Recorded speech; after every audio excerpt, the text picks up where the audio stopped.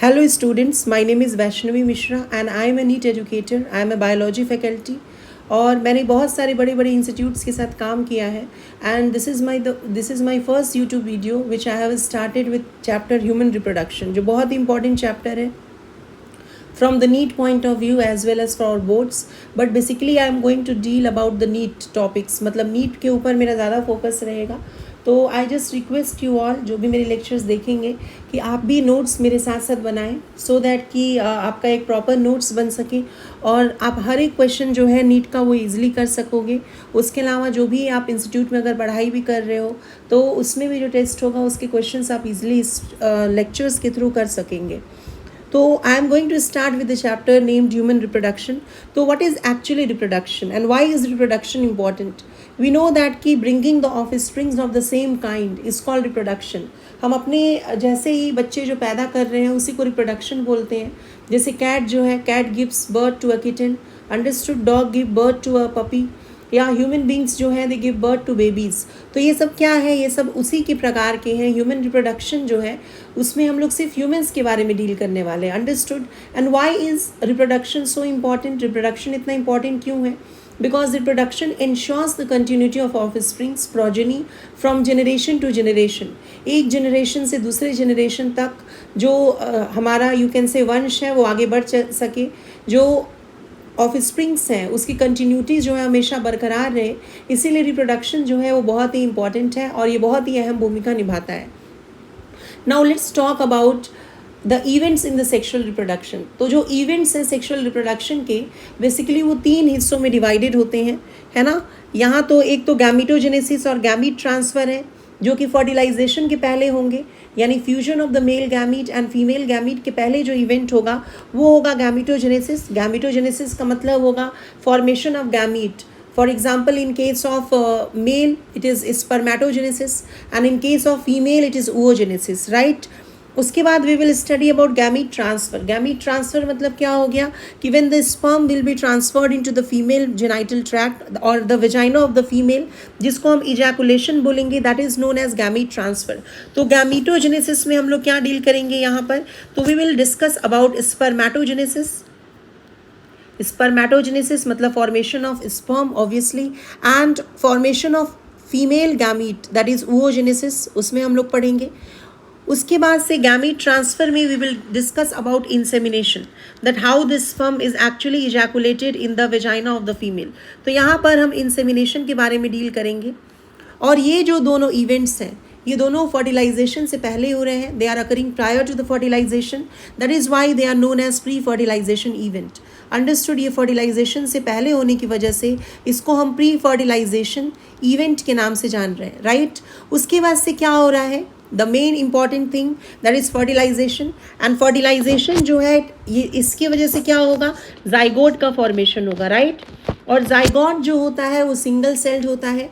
It is a diploid structure and it is a totipotent cell.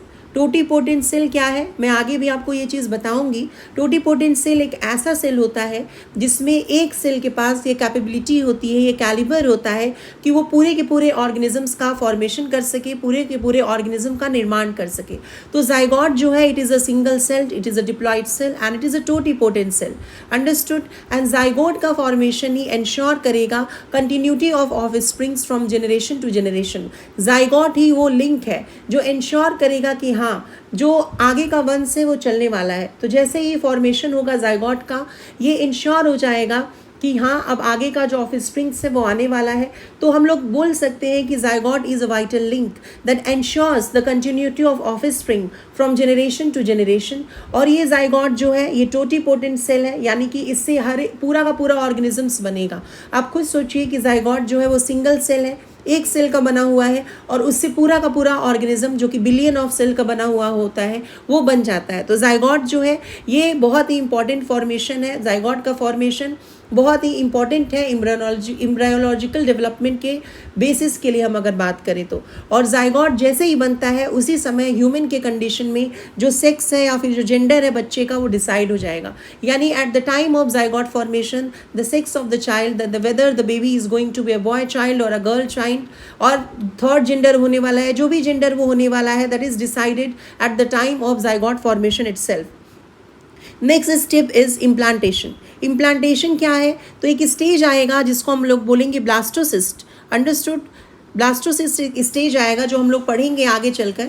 Blastocyst जब uterus के अंदर, uterus का जो सबसे इनर मोस्ट लाइनिंग होता है जिसको हम लोग एंडोमेट्रियम बोलते हैं, तो endometrium lining of the uterus में जो सबसे inner most lining of uterus है, जब उसके अंदर ब्लास्टोसिस्ट का एम्बेडमेंट हो जाएगा, that event is known as implantation.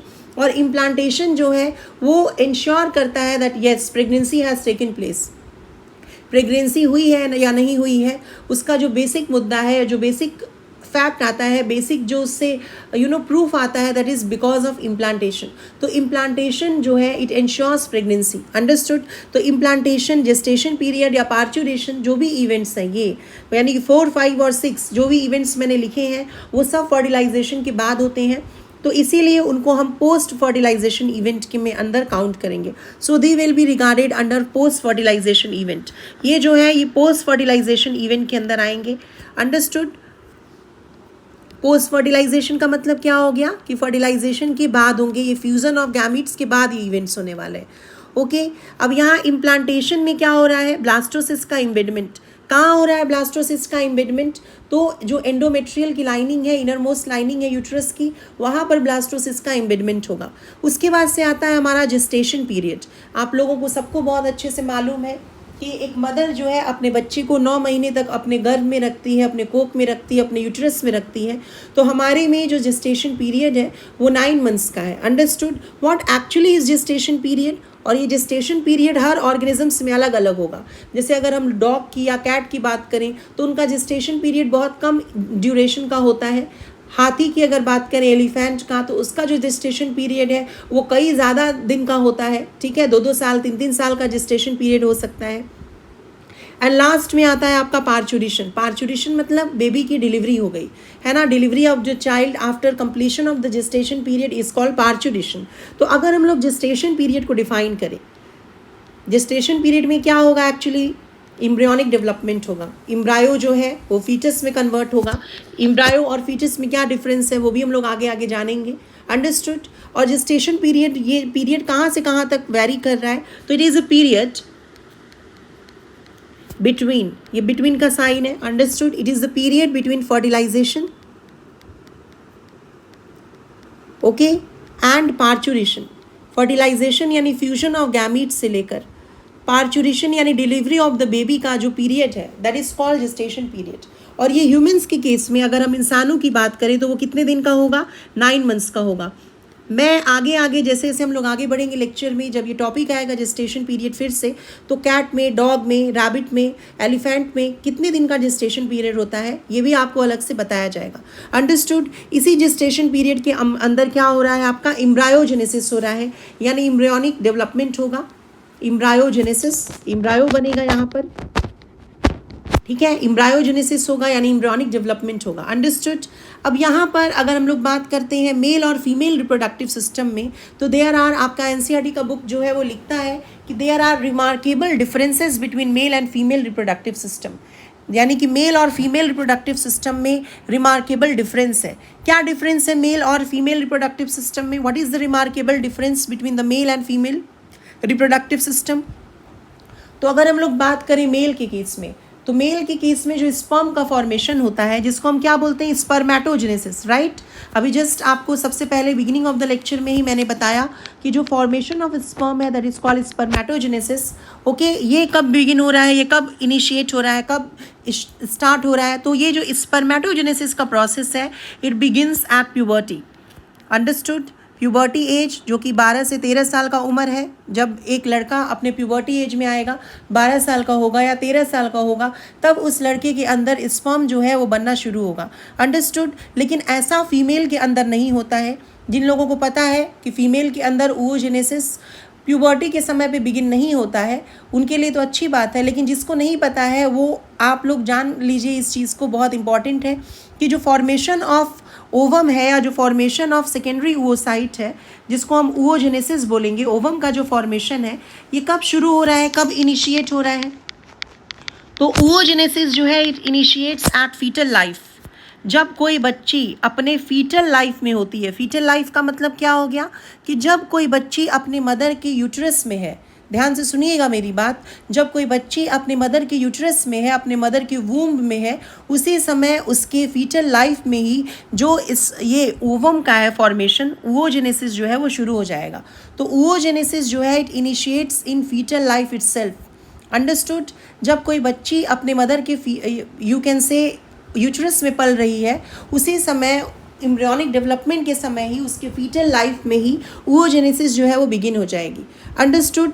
उसके अलावा भी बहुत सारे डिफरेंसेस हैं स्पर्मेटोजेनेसिस में और oogenesis में।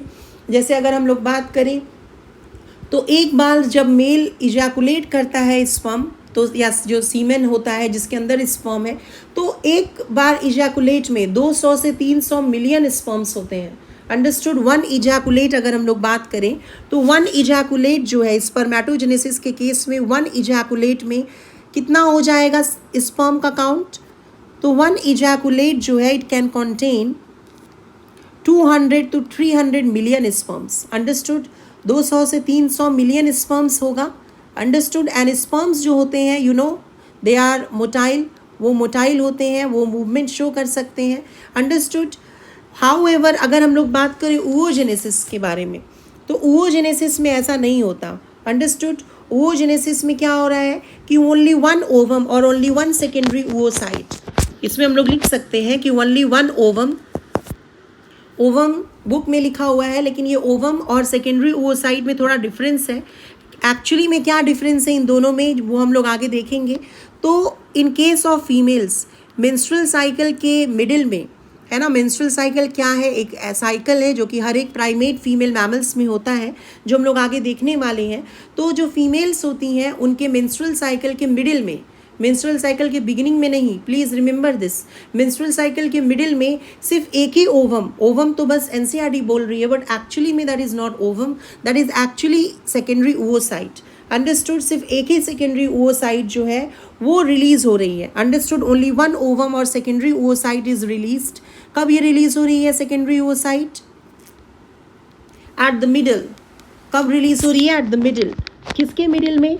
मेंस्ट्रुअल साइकिल के, at the middle of menstrual cycle, understood. Menstrual cycle के मिडिल में सिर्फ और सिर्फ एक ही oocyte या एक ही ओवम जो है वो रिलीज हो रही है।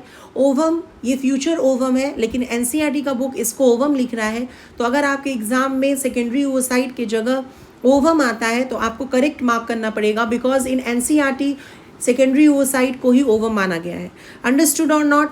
तो क्या रिमार्केबल डिफरेंसेस है? एक तो स्पर्मेटोजेनेसिस जो है यानी स्पर्म का फॉर्मेशन वो प्यूबर्टी के स्टेज में शुरू होगा, वहीं पर जो oogenesis है, ओवम का फॉर्मेशन है, that will begin at the foetal life itself, embryonic development में। जब कोई एक बच्ची अपने मदर की यूट्रस में पल रही होगी उसी समय उसमें सेकेंडरी oocyte का बनना, ओवम का बनना शुरू हो जाएगा। आई hope I am clear till now, okay. Now अगर हम लोग बात करें तो जो स्पर्म होता है, सारे एनिमल्स का स्पर्म जो होता है वो मोटाइल होगा, अंडरस्टूड। स्पर्म्स जो है दे आर मोटाइल, स्पर्म सारे ऑर्गेनिजम्स का जो होगा वो मोटाइल होगा। इसमें एक एक्सेप्शन है, एक्सेप्ट एस्कैरिस। एस्कैरिस आप लोग पढ़े होंगे क्लास 11 में, राइट? जब आप लोगों ने फाइलम नेमाटोडा पढ़ा होगा उसमें आपने एस्कैरिस पढ़ा होगा। Ascaris is the common round warm, understood. ये जो एस्कैरिस है इट हैज़ अमीबॉइडल स्पर्म। एस्कैरिस का जो स्पर्म है दैट इज़ अमीबॉइडल, इसमें फ्लैजिला नहीं है, इसीलिए ये जो स्पर्म है ये आपका क्या है, आपका मोटाइल नहीं है। बाकी जितने भी एनिमल्स हैं इंक्लूडिंग ह्यूमंस, उसमें जो स्पर्म होगा that will be motile, that will show movement, understood. Whereas ovum जो है सारे ऑर्गेनिजम्स का, इसमें एक्सेप्शन भी नहीं है, ovum of all animals, right? Ovum of all animals, ovum जो है सारे एनिमल्स का वो क्या है, they are non motile, understood. यानी कि वो मोटिलिटी नहीं शो कर सकता, वो मूवमेंट नहीं शो करता। इसका मतलब साफ है कि स्पर्म को ओवम के पास पहुंचना होगा, क्योंकि स्पर्म ही मूवमेंट शो कर सकता है, ओवम तो मूवमेंट नहीं शो कर सकता, अंडरस्टूड। तो कैसे एक्चुअली में स्पर्म ओवम के पास पहुंचता है ये चीज़ें भी हम लोग आगे आगे देखेंगे, अंडरस्टूड और नॉट। अब हम लोग आगे बात करते हैं एक और चीज़ आपको याद रखनी है कि जो स्पर्म का फॉर्मेशन है, स्पर्मेटोजेनेसिस, स्पर्म के फॉर्मेशन को हम क्या बोल रहे हैं, तो स्पर्मेटोजेनेसिस बोल रहे हैं। स्पर्मेटोजेनेसिस का जो प्रोसेस है, ये प्रोसेस जो है वो ओल्ड एज में भी कंटिन्यू हो रहा है, right. Spermatogenesis continues even in old age. Whereas अगर हम oogenesis की बात करें तो ऐसा नहीं है। oogenesis जो है वो एक एज के बाद ख़त्म हो जाएगा, वो ओल्ड एज तक कंटिन्यू नहीं करेगा। अंडरस्टूड। स्पर्मेटोजेनेसिस जो है it continues even in old as. समझ में आ रहा है। एक 70, 75, 80 साल का लड़का है, बुजुर्ग है, वो भी बाप बन सकता है, क्योंकि उसमें स्पर्म का फॉर्मेशन कंटिन्यूड है, उसमें अभी भी स्पर्मेटोजेनेसिस हो रहा है। लेकिन फीमेल्स के केस में ऐसा नहीं है। अंडरस्टूड। फीमेल्स के केस में ऐसा नहीं है। जो oogenesis है, यानी फॉर्मेशन ऑफ ओवम जो है, oogenesis जो है वो कंटिन्यू नहीं करेगा हर समय, तो इट स्टॉप्स, ये बंद हो जाएगा। कब? एटलीस्ट 45 to 50 ईयर्स एज तक oogenesis होगा, उसके बाद ये बंद हो जाएगा। तो oogenesis यानी formation of ovum, it stops at menopause. What is menopause? जब मेंस्ट्रुअल साइकिल पूरी तरह से कंप्लीट हो जाए, मेंस्ट्रुअल साइकिल पूरी तरह से जब ख़त्म हो जाती है किसी फीमेल में, उसको बोलते हैं हम मेनोपॉज। अंडरस्टूड। मेंस्ट्रुअल साइकिल एक साइकिल है जिसको हम डिटेल में पढ़ेंगे। तो मेंस्ट्रुअल साइकिल का जब कंप्लीट सेसेशन हो जाता है, सेसेशन मतलब stoppage, complete cessation or stoppage of the menstrual cycle in case of female is called menopause. Understood? जब सबसे पहली बार menstruation शुरू होगा, first menstrual cycle begin होगी, that is called menarche. Okay, that will occur at least at the age of 10 years or 11 years. आप सबको शायद मालूम होगा कि लड़कियों में प्यूबर्टी जो है वो जल्दी हिट करता है, जल्दी आता है एज कम्पेयर टू बॉयज़ में प्यूबर्टी थोड़ा लेट आता है। तो जो सबसे पहली बार मेंस्ट्रुअल साइकिल अगर किसी फीमेल में शुरू होगा, वो तकरीबन 10 साल 11 साल की उम्र में शुरू होगा और 45 to 50 ईयर्स तक मेंस्ट्रुअल साइकिल रहेगा। उसके बाद मेंस्ट्रुअल साइकिल कम्प्लीटली सीज हो जाएगा, कम्प्लीटली स्टॉप हो जाएगा, और उसके बाद फर्दर जो ओवम का फॉर्मेशन है वो नहीं हो सकता, और 45 या 50 ईयर के बाद जो फीमेल है वो माँ नहीं बन सकती। अंडरस्टूड। तो these are the remarkable differences between the male and the female reproductive system, जिसमें आपने सीखा कि जो स्पर्मेटोजेनेसिस यानी स्पर्म का फॉर्मेशन जो है वो प्यूबर्टी के एज में शुरू हो रहा है, राइट। लेकिन oogenesis यानी कि ओवम का जो फॉर्मेशन है वो फीटल लाइफ में ही शुरू हो जा रहा है। जब एक बच्ची अपने मदर के यूट्रस में ग्रो कर रही होती है, एम्ब्रियोनिक डेवलपमेंट के समय, उसी समय उसके यू कैन से ओवरीज जो है वो बनाने लगते हैं, क्या? ओवम बनाना शुरू करते हैं। प्लीज़ रिमेंबर, वो कंप्लीट नहीं होता, oogenesis शिप शुरू होता है। उसके अलावा आपने सीखा कि जो स्पर्म है वो मोटाइल है, वो मोटिलिटी शो करेगा, मूवमेंट शो करेगा। वहीं पर जो इस ओवम होता है या फिर जो सेकेंडरी oocyte होता है, दे आर नॉन मोटाइल, वो मूवमेंट नहीं शो करेगा। उसके बाद आपने सीखा कि स्पर्मेटोजेनेसिस जो है वो बूढ़े लोगों में भी होगा। एक 70, 75, 80 साल का बुजुर्ग इंसान भी स्पर्म बना सकता है। वहीं पर एक फीमेल, एक महिला में oogenesis जो है, फॉर्मेशन ऑफ ओवम जो है, वो एक स्टेज पे आके रुक जाएगा। उस स्टेज पे जब मेंस्ट्रुअल साइकिल सीज करेगा तब उसमें फर्दर ओवम का फॉर्मेशन नहीं हो सकता। तो जब मेंस्ट्रुअल साइकिल सीज करता है, that is known as menopause. I hope I am very clear till now. So now we are actually, this was just an introduction. Now we are actually going to start with the male reproductive system. Understood? So let's begin with the male reproductive system. I hope you have written the notes. है ना? तो अगर आप इसको देख रहे हो, तो आप अगर नोट्स लिखते हो तो आपका कुछ भी नहीं छूटने वाला है, ना ही बोर्ड एग्जामिनेशन में, ना ही नीट के एग्जामिनेशन में। No question is going to come out of this. Okay, तो first is male reproductive system.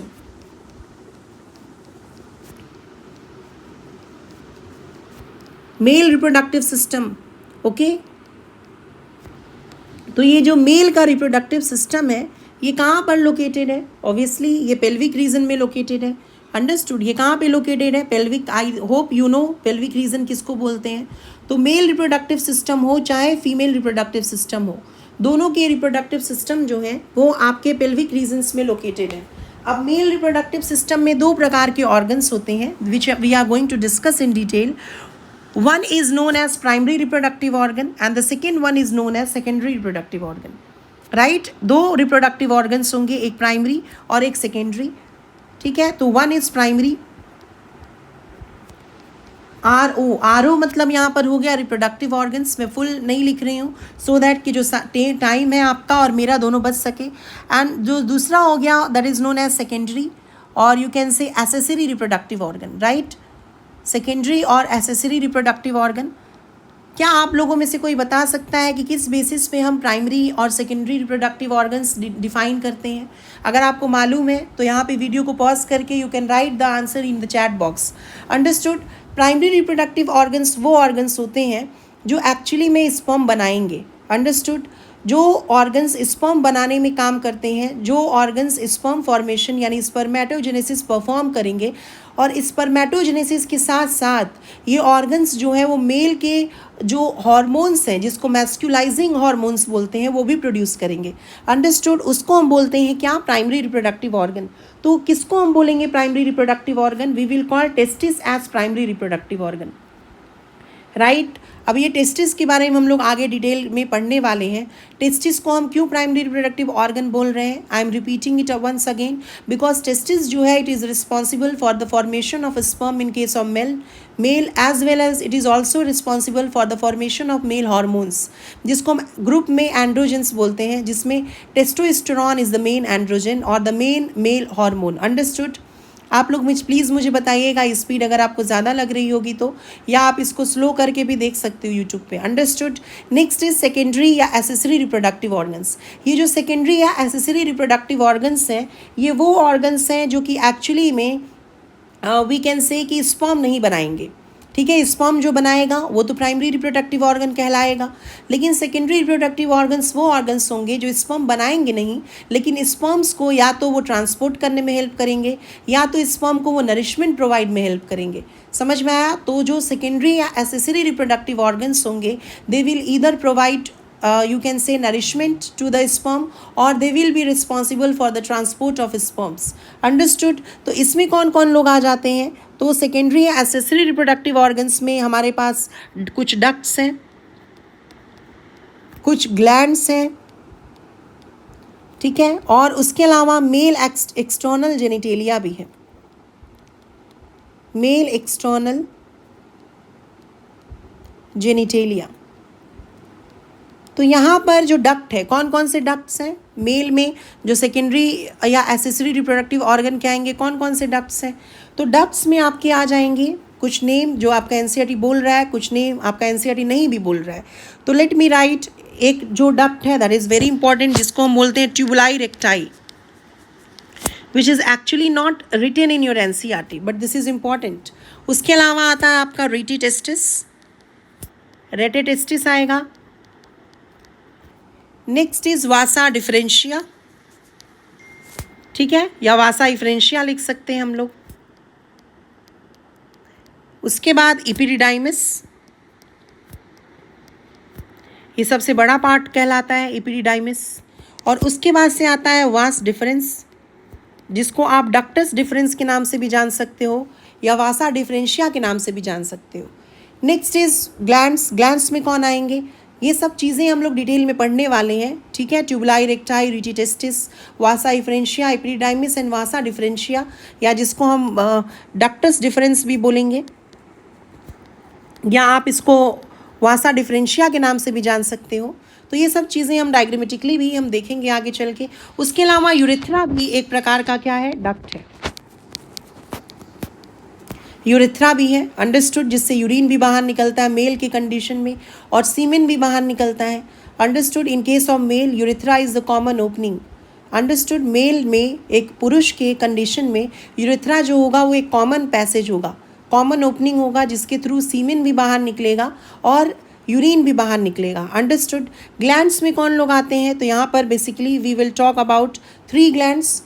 सबसे पहले seminal vesicle, leaf shaped gland है सेमाइनल वेसाइकल, और ये जो सेमाइनल वेसाइकल ये पेयर्ड है यानी कि 2 है नंबर में।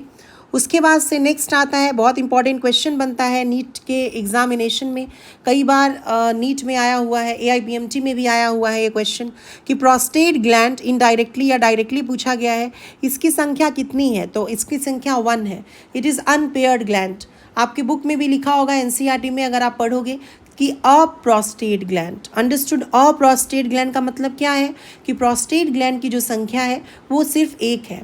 उसके अलावा कौन आता है आपका? Bulbo urethral gland. Bulbo urethral gland, ठीक है, ये क्या काम करता है वो हम लोग देखेंगे आगे, लेकिन वर्बली में अभी आपको बता दे रही हूँ। तो इट सिक्रीट्स म्यूकस। म्यूकस एक स्लिपरी सबस्टांस होता है जो बल्बो यूरेथ्रल ग्लैंड सिक्रीट करता है for lubrication of the penis inside the vagina. तो during the time of insemination और इजैकुलेशन जो बल्बो यूरेथ्रल ग्लैंड है वो पेनिस की लुब्रिकेशन के लिए एक स्लिपरी सबस्टांस प्रोड्यूस करेगा जिसको हम म्यूकस बोलते हैं। तो ये जो बल्बो यूरेथ्रल ग्लैंड है इसको हम लोग काउपर्स ग्लैंड के नाम से भी जानते हैं। This is also known as Cowper's gland. Male external genitalia में कौन आ जाएगा? We have penis. Understood? Males में क्या होता है? पेनिस होता है। तो ये सब जो चीज़ें हैं ये हम लोग आज डिटेल में पढ़ने वाले हैं। तो प्राइमरी रिप्रोडक्टिव ऑर्गन जिसमें टेस्टिस आएगा, सेकेंडरी या एसेसरी रिप्रोडक्टिव ऑर्गन में डक्ट्स, ग्लैंड्स और मेल एक्सटर्नल जेनिटेलिया आएगा। Now let's begin with testis. Understood? अब हम लोग टेस्टिस से स्टार्ट करते हैं। तो टेस्टिस जो है ये बहुत बहुत इंपॉर्टेंट बात है। Obviously this is also located in the pelvic region. Testis कौन से रीजन में लोकेटेड है? तो पेल्विक रीजन में लोकेटेड है। अंडरस्टूड? इन पेल्विक रीजन। उसके अलावा ये जो टेस्टिस है ये प्राइमरी रिप्रोडक्टिव ऑर्गन कहलाता है। जैसा कि हमारा अभी बात हुआ थोड़ा देर पहले आपसे कि जो टेस्टिस है it is known as primary reproductive organ. Why it is called primary reproductive organ? इसको हम प्राइमरी रिप्रोडक्टिव ऑर्गन क्यों बोल रहे हैं? क्योंकि जो टेस्टिस है ये दो काम कर रहा है ना, ये दो काम कर रहा है, इसीलिए इसको प्राइमरी रिप्रोडक्टिव ऑर्गन बोल रहे हैं। प्राइमरी मतलब प्राथमिक, प्राथमिक मतलब सबसे इम्पॉर्टेंट काम ये कर रहा होगा, तभी इसको हम बोल रहे हैं प्राइमरी, है ना। अगर कोई चीज़ सबसे इम्पॉर्टेंट होता है, सबसे अहम होता है, तो ही हम उसको प्राइमरी का दर्जा देते हैं, अदरवाइज हम उसको प्राइमरी नहीं बोलेंगे। तो ये दो काम कौन सा इंपॉर्टेंट कर रहा है जिसकी वजह से इसको हम प्राइमरी रिप्रोडक्टिव ऑर्गन्स के नाम से जान रहे हैं? तो एक तो ये क्या कर रहा है, ये फॉर्मेशन कर रहा है या प्रोड्यूस कर रहा है क्या चीज़? Sperm. It produces sperm. Sperm is the male gamete, we all know, है ना। या स्पर्म को हम स्पर्मेटोजोआ भी बोल रहे हैं। Please remember sperm and spermatozoa are same. लेकिन अगर आ जाए sperm and spermatid is same, तो नहीं, स्पर्मेटिड अलग है। अब स्पर्मेटिड क्या है वो हम लोग आगे चर्चा करेंगे, आगे जानेंगे जब हम स्पर्मेटोजेनेसिस पढ़ेंगे टॉपिक तब। लेकिन आपको अभी ये समझना है कि sperm and spermatozoa both are same thing. तो it is called primary reproductive organ because it produces sperm और स्पर्मेटोजोआ। उसके अलावा ये क्या कर रहा है? तो ये प्रोड्यूस कर रहा है एंड्रोजेंस। एंड्रोजेंस क्या होते हैं? मेल हॉर्मोन्स होते हैं, समझ में आ रहा है? मैस्कुलाइजिंग हॉर्मोन्स होते हैं। And main androgen of the body कौन है? टेस्टोस्टेरोन। टेस्टोस्टेरोन प्रोडक्शन में भी रिस्पॉन्सिबल रोल प्ले कर रहा है कौन? टेस्टिस। समझ में आ रहा है? तो इन दो रीजंस की वजह से टेस्टिस को हम प्राइमरी रिप्रोडक्टिव ऑर्गन के नाम से जानते हैं। क्या है वो दो reasons? Again I am repeating, एक तो ये स्पर्म प्रोड्यूस करेगा और दूसरा ये टेस्टोस्टेरोन या एंड्रोजन का फॉर्मेशन करेगा। अंडरस्टूड? नेक्स्ट हम लोग पढ़ने जाएंगे कि ये जो टेस्टिस है ये एक पेयर्ड स्ट्रक्चर है। अंडरस्टूड? ये अनपेयर्ड नहीं है। ऑब्वियसली ये सबको शायद मालूम होगा कि जो टेस्टिस है it is a paired structure, है ना, यानी कि इसका नंबर कितना है? 2। ये पेयर्ड स्ट्रक्चर है। अंडरस्टूड?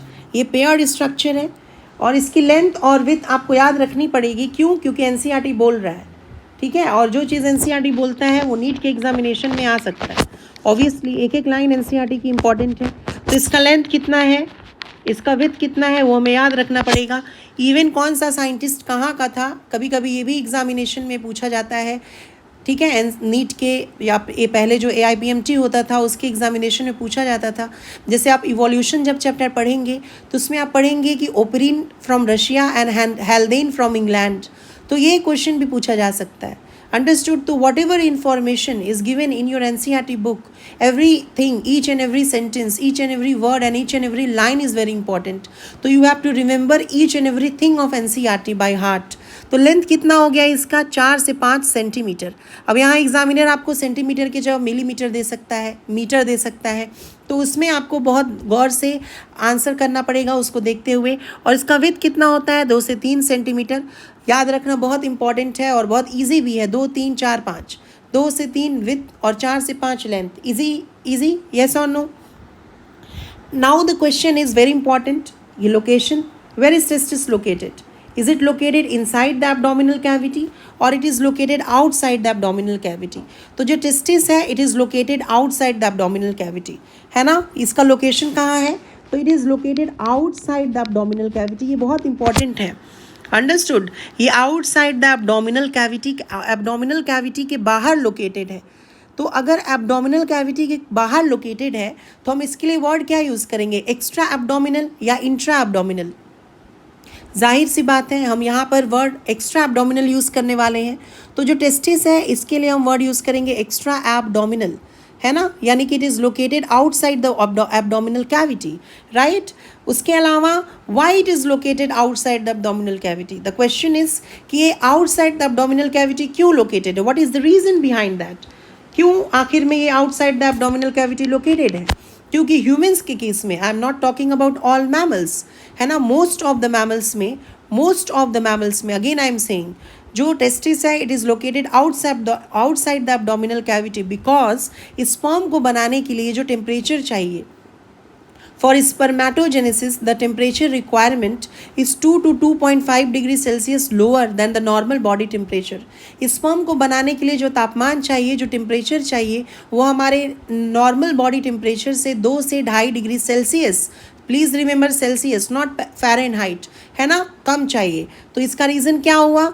साफ सीधी बात है कि स्पर्मेटोजेनेसिस, और ये अब अगर एब्डोमेन के अंदर होता तो ऑब्वियसली जो टेम्परेचर होता वो हमारे बॉडी टेम्परेचर की जितना ही होता, और हमारे बॉडी टेम्परेचर के जितना ही अगर इसका टेम्परेचर होता टेस्टिस का, तो उस कंडीशन में स्पर्म नहीं बन पाता और जो मेल होता वो स्टेराइल हो जाता, अंडरस्टूड? तो spermatogenesis requires 2 to 2.5 degree Celsius lower temperature, right? क्या चाहिए इसको? Lower temperature than the normal body temperature, right? ये आपको याद रखना पड़ेगा। नॉर्मल बॉडी टेम्परेचर से 2 से 2.5 डिग्री सेल्सियस कम चाहिए। अगर आपसे ये क्वेश्चन पूछा जाए कि spermatogenesis requires 2 to 2.5 degree Celsius temperature, तो आपका आंसर क्या होगा? ट्रू होगा या फॉल्स होगा? Tell me. ऑब्वियसली आपका आंसर होगा फॉल्स। क्यों? बिकॉज आई एम सेइंग कि इसको बनाने के लिए, स्पर्म को बनने के लिए जो तापमान की ज़रूरत होगी वो 2 to 2.5 डिग्री सेल्सियस हमारे बॉडी टेम्परेचर से कम होगा, अंडरस्टूड? 2 to 2.5 डिग्री सेल्सियस नहीं होगा, है ना? The temperature requirement is 2 to 2.5 degree Celsius lower than the normal body temperature, and the normal body temperature कितना है? 37 डिग्री सेल्सियस। ह्यूमन का जो नॉर्मल बॉडी टेम्परेचर है दैट इज़ 37 डिग्री सेल्सियस। तो उससे 2.5 अगर आप कम कर दोगे तो स्पर्म बनाने के लिए क्या टेम्परेचर चाहिए? 34.5 to we can say 35 degree Celsius, understood और नॉट? ये टेम्परेचर चाहिए क्या बनने के लिए? स्पर्म के फॉर्मेशन के लिए। तो इसीलिए ये कहाँ प्रेजेंट है? Outside the abdominal cavity. तो हमने बोल दिया कि ये प्रेजेंट है, बट एक्चुअली में वेयर इट इज़ लोकेटेड? तो ये जो टेस्टिस है it is located in scrotum. Testis जो है it is located in a bag like structure, और you can say sac like structure, जिसको हम क्या बोल रहे हैं? स्क्रोटम।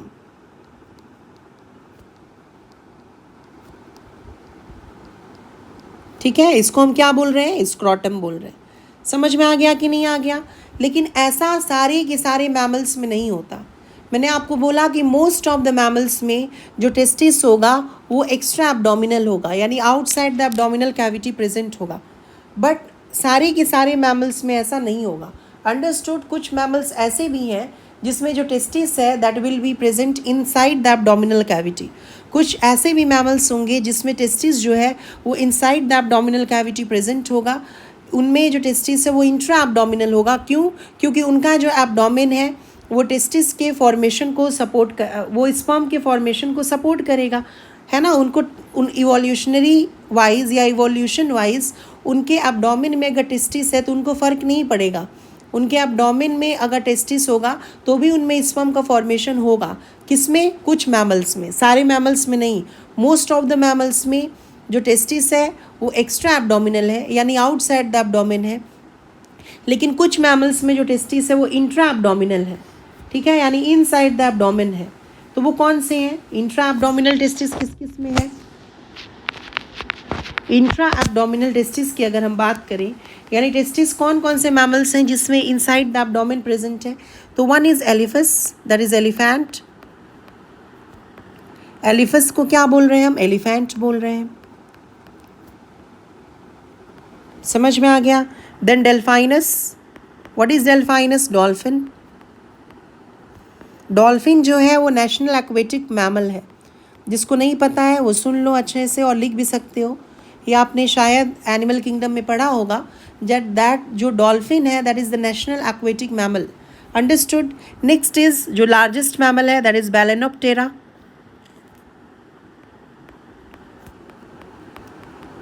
अंडरस्टूड? जिसको ब्लू व्हेल के नाम से हम जानते हैं, ब्लू व्हेल।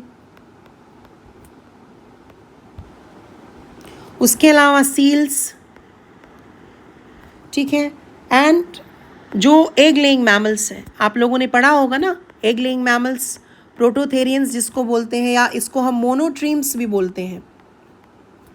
प्रोटोथेरियंस या मोनोट्रीम्स, है ना। प्रोटोथेरियन या मोनोट्रीम्स कौन होते हैं? They are egg laying mammals. अंडा देने वाले मैमल्स जो होते हैं उसको हम क्या बोल रहे हैं? प्रोटोथेरियंस बोल रहे हैं या मोनोट्रीम्स के नाम से जान रहे हैं। जिसके कौन कौन से एग्जाम्पल्स होते हैं? इसमें कौन कौन लोग आते हैं? एक तो आपने पढ़ा होगा 11th क्लास में ऑर्निथोग्रिंकस। ऑर्निथोग्रिंकस जिसको डक बिल प्लाटिपस बोलते हैं, या सिंपली आप प्लाटिपस के नाम से भी जान सकते हो। एंड सेकेंड इज इकिडना, है ना। प्लाटिपस और इकिडना जो है they are what? They are egg laying mammals, अंडा देने वाले मैमल्स हैं। तो आपने क्या सीखा अभी तक? कि टेस्टिस जो है वो प्राइमरी रिप्रोडक्टिव ऑर्गन है, क्योंकि वो स्पर्म बनाता है और उसके साथ साथ स्पर्म के साथ साथ वो और क्या बनाएगा? एंड्रोजेंस भी प्रोड्यूस करेगा। एंड्रोजेंस क्या होते हैं? टेस्टोस्टेरोन्स, है ना। ये मैस्कुलाइजिंग हार्मोन्स हैं। मेल के जो सेकेंडरी सेक्सुअल कैरेक्टर्स हैं उसके लिए रिस्पॉन्सिबल कौन सा हार्मोन है? टेस्टोस्टेरोन। जैसे मेल्स में जो मुस्टैच आता है, जो बियर्ड आता है, जो उनकी वाइडनिंग ऑफ द शोल्डर्स होता है, या डीपनिंग ऑफ द वॉइस होगा जिसको हम लो पिच वॉइस या लाउड वॉइस बोलते हैं। समझ में आया? तो वो सब चीज़ों की रिस्पॉन्सिबिलिटी कौन लेता है?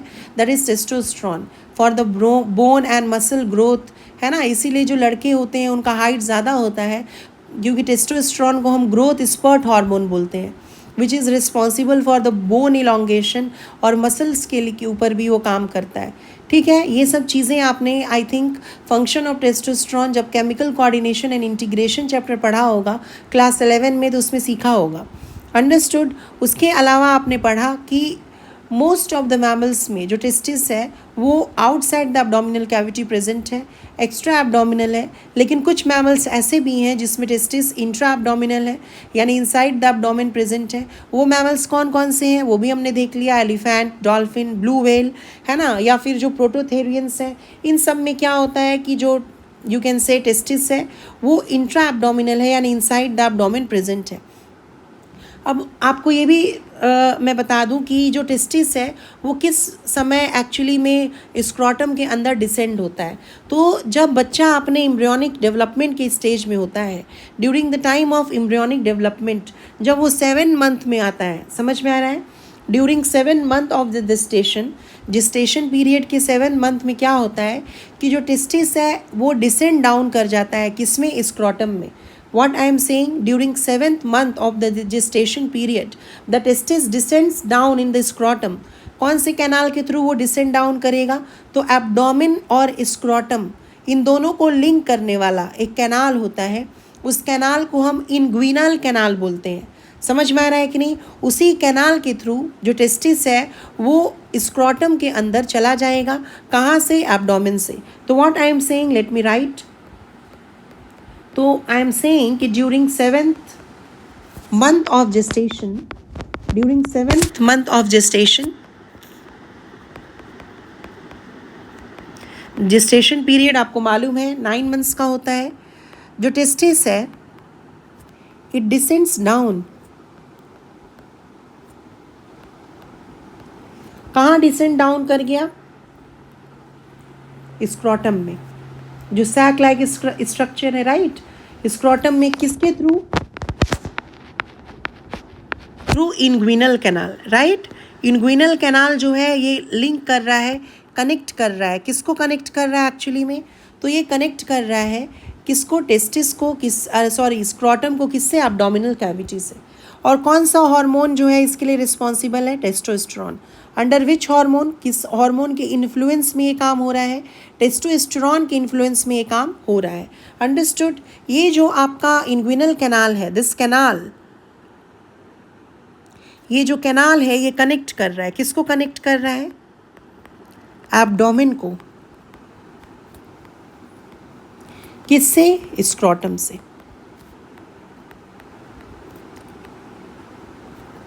बोलिए, यहां तक समझ में आया? यस। उसके बाद क्या होता है कि जब आपका जो टेस्टिस है वह जब वो डिसेंड कर जाएगा किसमें? स्क्रोटम में, तो उसके बाद जो इंग्विनल कैनाल है उसके अंदर फाइबर्स भर जाएंगे, फाइबरस टिश्यूज़ भर जाएगा, नर्व्स भर जाएगा, ब्लड वेसल्स आ जाएंगे, और एक मसल भी आता है क्रीमास्टर मसल, वो आ जाएगा, वास्ट डिफरेंस आ जाएगा। और जो इंग्विनल कैनाल है उसको हम अब स्पर्मेटिक कॉर्ड बोल देंगे। क्या बोला मैंने? ये नीट के लिए उतना इम्पॉर्टेंट नहीं है, बट आपके नॉलेज के लिए इम्पॉर्टेंट है। अंडरस्टूड। ये नॉलेज के लिए आपके इम्पॉर्टेंट है, हो सकता है नीट पर्सपेक्टिव से उतना इम्पॉर्टेंट नहीं है। तो आफ्टर दैट का मतलब क्या है? किस इवेंट के बाद की मैं बात कर रही हूँ? तो जब टेस्टिस डिसेंड कर जाएगा स्क्रोटम में इंग्विनल कैनाल के थ्रू, उसके बाद इंग्विनल कैनाल के साथ क्या हो रहा है? तो उसके बाद है ना, आफ्टर दैट मतलब once testis descends in scrotum, once, I hope आप लोग नोट्स बना रहे होंगे। वंस टेस्टिस डिसेंड्स, कहाँ पर डिसेंड कर रहा है? स्क्रोटम में। Once testis descends in scrotum, उसके बाद क्या हो रहा है? जो इंग्विनल कैनाल है, इंग्विनल कैनाल ये किससे भर गया? It gets filled with fibres, यानी फाइब्रस टिश्यू,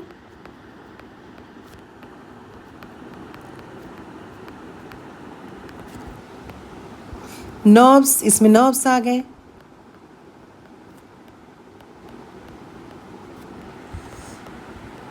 ब्लड वेसल्स आ गया, है ना।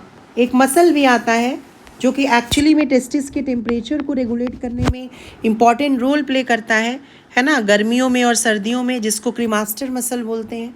एक और मसल क्रीमास्टर मसल के साथ मिलकर काम करता है, उसको हम डार्टस मसल बोलते हैं। उसके अलावा वास्ट डिफरेंस भी उसके थ्रू आएगा, ऊपर की तरफ जाता है वास्ट डिफरेंस, है ना। वास्ट डिफरेंस आपको आगे पढ़ाया जाएगा कि it ascends up in the abdomen, है ना। वास्ट डिफरेंस जो है वो ऊपर की तरफ एब्डोमेन में जाएगा, किसके थ्रू जाएगा? तो वो इंग्विनल कैनाल के थ्रू ही जाएगा। और जब इंग्विनल कैनाल में ये सब सारी चीज़ें भर जाएंगी, क्या चीज़ें भर जाएंगी? तो फाइबर्स भर जाएंगे, नर्व्स भर जाएगा, ब्लड वेसल्स भर जाएगा, मसल भर जाएंगे, क्रीमास्टर मसल जिसको हम बोल रहे हैं, वास्ट डिफरेंस भर जाएगा। तो अब हम लोग इंग्विनल कैनाल को बोलेंगे स्पर्मेटिक कॉर्ड। क्या बोलेंगे? And it becomes spermatic cord. समझ में आया कि नहीं आया ये बात? बताओ। उसको अब हम लोग क्या बोलेंगे? We will call it spermatic cord. I hope I am clear. Is this clear? तो देखिए, जैसे कि अगर हम लोग डायग्रामेटिकली बात करें तो suppose this is the inguinal canal, understood. ये आपका क्या है? इंग्विनल कैनाल है। ये ऊपर वाला जो पोर्शन है दिस इज द एब्डोमेन, है ना। ये कैनाल जो है इसको हम क्या बोल रहे हैं? We are calling it inguinal canal. और यहाँ पर जो पोर्शन है दैट इज़ द स्क्रोटम। ये जो बैग लाइक स्ट्रक्चर है जिसके अंदर टेस्टिस लोकेटेड होगा, इसको हम क्या बोल रहे हैं? We are calling it scrotum, right. अब उसके अलावा यहाँ पर क्या है? ओवल शेप्ड क्या मौजूद है? Testis. What is the shape of the testis? Round नहीं लिख के आना है, क्या है? ओवल है। अंडरस्टूड। जो टेस्टिस है इसका शेप क्या है? That is Oval. Understood, Oval है, ठीक है। और ये जो टेस्टिस है, ठीक है, ये जो टेस्टिस है ये अटैच्ड है किसके? स्क्रोटम वॉल से। स्क्रोटम के वॉल से जो टेस्टिस है वो अटैच है। यहाँ पे देखिए, यहाँ पे एक्चुअली क्या होता है? एक मेजोर्कियम होता है। मेजोर्कियम आपको शायद थोड़ा डिफ़िकल्ट लगे, इसलिए मैं अलग से लिख नहीं रही हूँ। मेजोर्कियम एक्चुअली में क्या होता है ना, it is a double layer of peritoneum, है ना। मेजोर्चियम जो है ये डबल लेयर ऑफ पेरिटोनियम होता है जो अटैच कर रहा है किसको, टेस्टिस को, किसके साथ, स्क्रोटल वॉल के साथ। तो इसका नाम क्या होता है, ये जो मेजोर्चियम है इसका नाम क्या है, ग्यूबर्नाक्यूलम। ग्यूबर्नाक्यूलम आपको ज़्यादा याद रखने की ज़रूरत नहीं है। अगर आप ग्यूबर्नाक्यूलम स्किप करना चाहते हैं तो आप स्किप कर सकते हैं, बट आपको याद क्या रखना है, मतलब याद इन द सेंस समझना क्या है आपको कि जो यू कैन से टेस्टिस है वो स्क्रोटल वॉल से कनेक्टेड है। किसकी मदद से कनेक्टेड है, ग्यूबर्नाक्यूलम की मदद से। ग्यूबर्नाक्यूलम एक्चुअली में एक मेजोर्चियम है। मेजोर्चियम मतलब double layer of peritoneum which is actually attaching the testis to the scrotal wall. Understood or not? But ये अगर आप नहीं भी याद रखना चाहते हो तो यू कैन स्किप।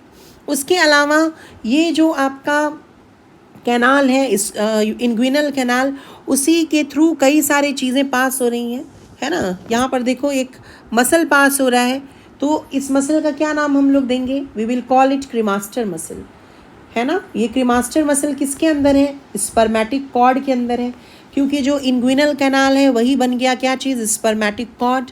उसके अलावा एक मसल और यहाँ पर प्रेजेंट होगा, ठीक है। स्क्रोटल वॉल के साइड में भी कुछ मसल्स प्रेजेंट होंगे इस तरह से। इस मसल को हम बोलते हैं डार्टस मसल। ये जो डार्टस मसल है ये और क्रीमास्टर मसल, ये दोनों मिलकर जो टेस्टिस का टेम्परेचर है ना, उसको क्या करते हैं, रेगुलेट करते हैं, ठीक है। आपको बस याद रखने की थोड़ी सी ज़रूरत है, क्या मैंने बोला कि क्रीमास्टर मसल और डार्टस मसल, ये दोनों मसल्स जो हैं they regulate the temperature of the scrotum और द टेस्टिस। क्योंकि क्या होता है कि विंटर के समय में जब बाहर का तापमान बहुत ज़्यादा फॉल हो जाता है, और आपको मालूम है कि जो टेस्टिस है it is located outside the abdominal cavity, तो हो सकता है कि कम टेम्परेचर की वजह से उसमें स्पर्मेटोजेनेसिस प्रॉपरली नहीं हो पाए, राइट। तो उस समय क्या होता है कि during the time of winter ये जो क्रीमास्टर मसल है और डार्टस मसल है, ये जो दोनों मसल्स हैं वो क्या करते हैं, ये जो दोनों मसल्स हैं ये कॉन्ट्रैक्ट करते हैं। किसको कॉन्ट्रैक्ट करते हैं, स्क्रॉटम को। तो during winter the cremaster muscle and dartos muscle they contract and they bring the testis, है ना, क्लोजर टू द एब्डोमेन और closer to the body actually we can say. तो क्रीमास्टर मसल और dartos muscle in case of winter season scrotum को contract करेंगे ताकि testis जो है वो बॉडी के क्लोज आ सके, श्रिंक थोड़ा सा ऊपर की तरफ आ सके और स्पर्मेटोजेनेसिस ईजिली हो सके। However in case of summer season, है ना, जब बाहर का टेम्परेचर बहुत हाई होता है उस समय ये जो क्रीमास्टर मसल है और डार्टस मसल है दे लूजन्स द स्क्रॉटम, उस समय वो स्क्रॉटम को लूज कर देंगे ताकि testis can move away from the body, ताकि टेस्टिस जो है वो बॉडी से क्या हो सके, दूर जा सके। अंडरस्टूड। अब यहाँ पर जो टेस्टिस है ये 3 लेयर से कवर्ड है। हालांकि तुम्हारे एनसीईआरटी बुक में, आपका जो एनसीईआरटी का बुक है उसमें सिर्फ और सिर्फ ट्यूनिका एल्ब्यूजिनिया का जिक्र किया गया है, बट एक्चुअली में टेस्टिस में क्या है, 3 कवरिंग है। तो we can say testis is covered by 3 layers. टेस्टिस जो है वो कवर्ड है किससे, 3 लेयर से कवर्ड है। कौन कौन से हैं वो 3 लेयर, तो सबसे बाहर जो है, सबसे आउटर मोस्ट जो है दैट इज कॉल्ड ट्यूनिका वैजिनालिस। सबसे बाहर जो है उसको हम क्या कह रहे हैं, we are calling it tunica वैजिनालिस।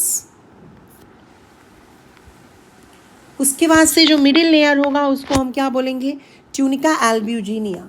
समझ में आ रहा है, जो मिडिल लेयर है जो कि इम्पॉर्टेंट है एक्चुअली में, क्योंकि ये जो ट्यूनिका एल्ब्यूजिनिया है यही एक्चुअली में टेस्टिस को डिवाइड करता है किसमें, टेस्टिकुलर लोब्यूल्स में, है ना। जैसे अगर आपने ऑरेंज खाया होगा तो ऑरेंज का जब छिलका आप छीलते हो तो उसमें क्या होता है, ऑरेंज के जो लोब्यूल्स हैं, है ना, वो अरेंज होते हैं। आप कैसे अरेंज होते हैं आपने देखा होगा। उसी प्रकार से एक टेस्टिस के अंदर, टेस्टिस कितना है, 2, तो आई एम टॉकिंग अबाउट एक टेस्टिस, ईच टेस्टिस जो आगे हम लोग पढ़ने वाले हैं। हर टेस्टिस के अंदर तकरीबन 250 कंपार्टमेंट्स होते हैं और उस कंपार्टमेंट्स को हम बोलते हैं टेस्टिकुलर लोब्यूल। अंडरस्टूड। और ये टेस्टिकुलर लोब्यूल एक्चुअली में कौन बना रहा होता है, तो ट्यूनिका एल्ब्यूजिनिया, है ना। ये जो ट्यूनिका एल्ब्यूजिनिया है ये बाहर की कवरिंग है किसकी, टेस्टिस की। और यही जो ट्यूनिका एल्ब्यूजिनिया है ये क्या बना रहा होता है, टेस्टिकुलर लोब्यूल बना रहा होता है। समझ में आया? यानी कि ट्यूनिका एल्ब्यूजिनिया एक्चुअली पार्टीशंस और divides the testis into different compartments, और उसी कंपार्टमेंट्स को हम क्या बोल रहे हैं, testicular lobules. Please remember this, ये जो ट्यूनिका एल्ब्यूजिनिया है ये पार्टीशन कर रहा है किसको, टेस्टिस को, किसमें, अलग अलग कंपार्टमेंट्स में, और उस कंपार्टमेंट्स को हम क्या बोल रहे हैं, टेस्टिकुलर लोब्यूल्स। तो अगर आपसे क्वेश्चन पूछा जाएगा कि टेस्टिकुलर लोब्यूल्स का फॉर्मेशन कौन सा लेयर कर रहा है, तो आपका आंसर होना चाहिए ट्यूनिका एल्ब्यूजिनिया। जो चीज़ मैं बोल रही हूँ और नहीं लिख रही हूँ, हो सके तो आप उसको लिख लो, ताकि समय जो है आपका, मतलब मेरा समय बच रहा है, इसलिए मैं उस चीज़ को नहीं लिख रही हूँ। और ये बहुत इंपॉर्टेंट भी नहीं है नीट पर्सपेक्टिव से, जो चीज़ें मैं बोल के नहीं लिख रही हूँ, इसलिए मैंने उसको नहीं लिखा। लेकिन हो सकता है कि आप के किसी टेस्ट में आ जाए, या कभी 1% चांस हो भी सकता है कि वो पूछा जा सके। तो मैंने क्या बोला कि ट्यूनिका एल्ब्यूजिनिया जो है ये एक्चुअली में white fibrous dense irregular connective tissue से बना होता है, जो आपने टिश्यू चैप्टर में पढ़ा भी होगा कि ट्यूनिका एल्ब्यूजिनिया जो है वो dense white fibrous irregular connective tissue से बनता है, और वो डिवाइड करता है या पार्टीशन करता है टेस्टिस को, किसमें, डिफरेंट कंपार्टमेंट्स में, और उस कंपार्टमेंट्स को हम क्या बोल रहे हैं, टेस्टिकुलर लोब्यूल्स बोल रहे हैं। तो वी कैन सिंपली से कि it forms testicular lobules. TL का मतलब क्या हो गया, टेस्टिकुलर लोब्यूल। उसके अलावा जो सबसे इनर मोस्ट लेयर होगा उसको हम क्या बोलेंगे, ट्यूनिका वैस्कुलोसा। समझ में आया, ट्यूनिका वैस्कुलोसा। हालांकि जो तुम्हारा एनसीईआरटी है वो सिर्फ और सिर्फ ट्यूनिका एल्ब्यूजिनिया का ही जिक्र कर रहा है, बाकी लोगों का जिक्र उसने नहीं किया है। बट आपको याद रखना है कि टेस्टिस के अंदर 3 कवरिंग्स हैं, बाहर की तरफ, सॉरी, टेस्टिस के बाहर 3 कवरिंग्स हैं। सबसे बाहर ट्यूनिका वैजिनालिस, बीच में ट्यूनिका एल्ब्यूजिनिया, और सबसे अंदर में जो लेयर है दैट इज ट्यूनिका वैस्कुलोसा। अब यहाँ पे सबसे इम्पॉर्टेंट क्या है, ट्यूनिका एल्ब्यूजिनिया। तो आपके बुक में लिखा होगा कि outside the testis tunica albuginea is present, या ट्यूनिका एल्ब्यूजिनिया का तो खैर एनसीईआरटी ने नाम ही नहीं लिखा होगा, सिर्फ आउटर कवरिंग लिखा है। लेकिन याद रखना है कि जो टेस्टिकुलर लोब्यूल है वो एक्चुअली में कौन बना रहे हैं, तो that is formed by tunica albuginea. I hope यहाँ तक आपको समझ में आया होगा। प्लीज़ कमेंट बॉक्स में आप मेंशन करिए whether you are understanding this और नॉट।